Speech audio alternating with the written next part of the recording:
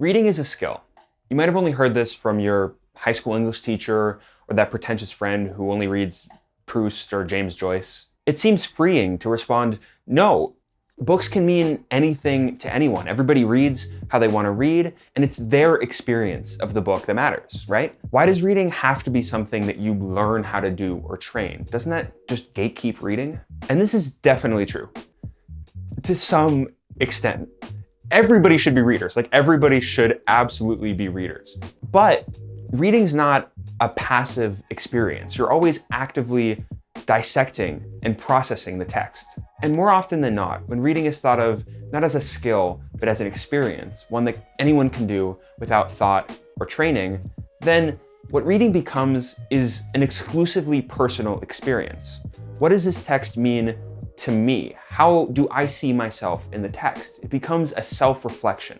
Now, this is all well and good, but if you've talked to anyone who cares about reading, you'll have heard that it's important to diversify. To make sure that you're not reading the same old white guys who have cluttered bookshelves and reading lists for so long. And so now, the question you have to ask is, how do you approach texts from people who don't look like you? Can you still read in the same way, analyzing and dissecting to find out what is important to you in a book? We talked to Myriam J. Chancy, scholar of Caribbean women's literature, novelist, and chair of the Humanities at Scripps College, about reading. Specifically about texts written by African and African diasporic writers, and about the skills that readers need to develop to do them justice. What I've noticed with freshmen or incoming students, even when they're well-meaning, in their approach to literature or text, is that they have been taught to read only for a reflection of themselves in the text, because then they feel they'll be safe. If I look for something that I can understand, I won't make any errors. The problem is that actually it leads to misreading the text. So one of my examples, which I think might be in that conclusion, is when I used to teach a text by Chimamanda Adichie called Half a Yellow Sun, where there is only one main white character, and he's kind of minor. But I would teach this up through graduate students, and even my graduate students would only identify with a one white male character who was minor.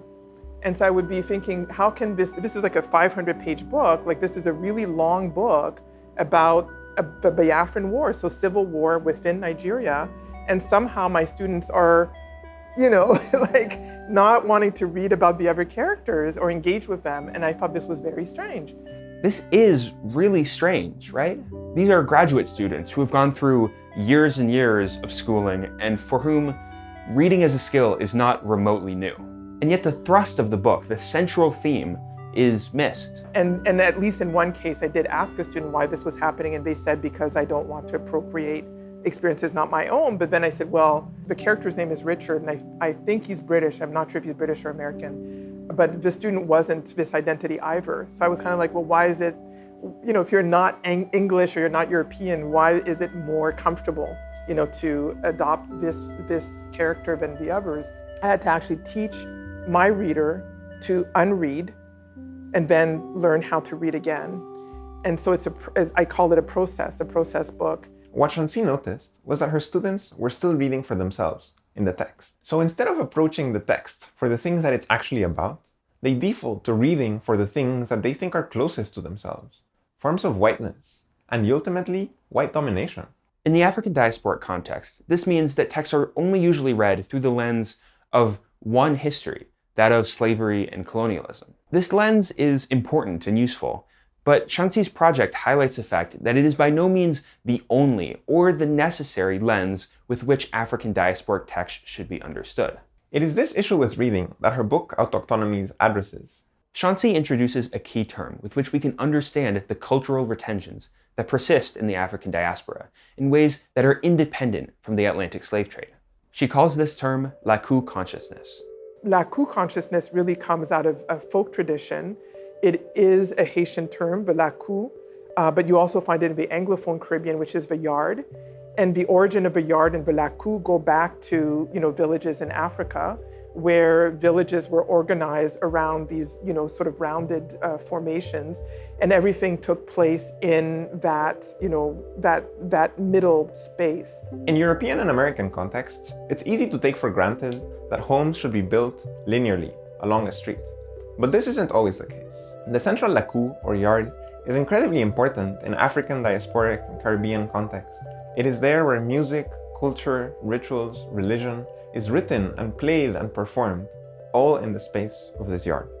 I use this idea of the Laku because it reaches back to the continent, but then I argue that it's now virtual. We don't need that physical formation to commune and to exchange those retentions that have, that are part of the communities of a diaspora, even when, especially in the American context, people are told that there was a break with slavery. My argument is that there are some breaks, but they're not complete, and that we see in the recirculation of memoried form, ritual, and the ways in which people express themselves in their arts, a regeneration of those forms.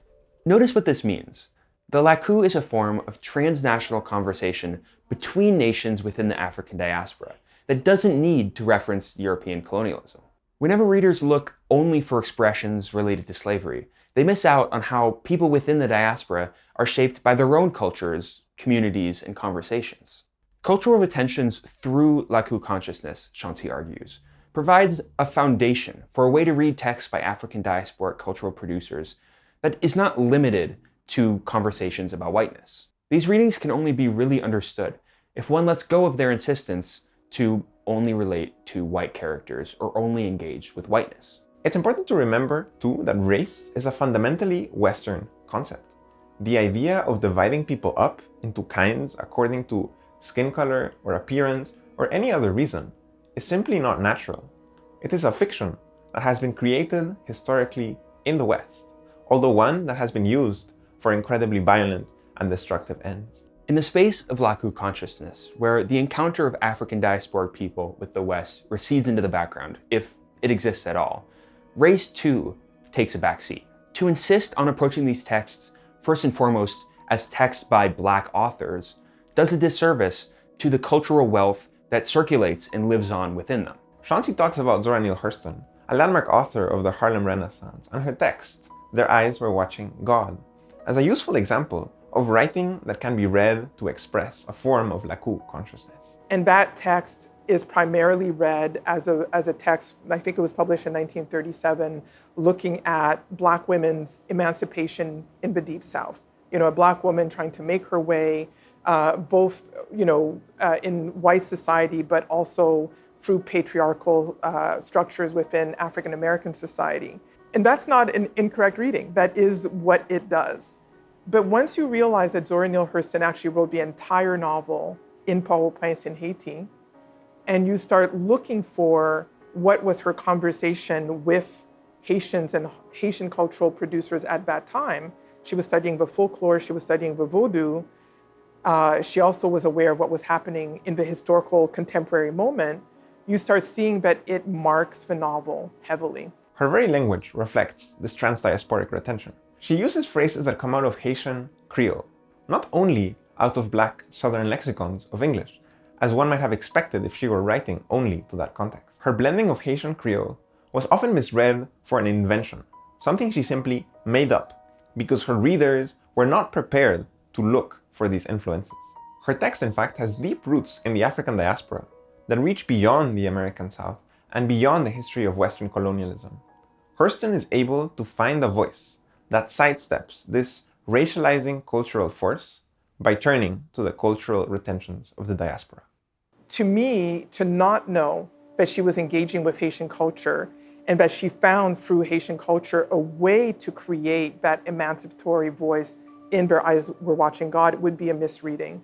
To say that Their Eyes Were Watching God is being misread by students and by professional scholars alike is a big claim. And throughout the years, Chancy's project has encountered its own share of critics. There was a lot of pushback. So I would give these talks and people would say, the refrain was always, what about white supremacy? And I would always come back and say, so the issue is not that white supremacy doesn't exist. The issue is, why is it that Black voices can only be heard if they're speaking about white supremacy? Then the next question becomes, what are you not hearing? Because you're only looking for this dialogic. You're only looking for actually a recentering of whiteness in the Black text.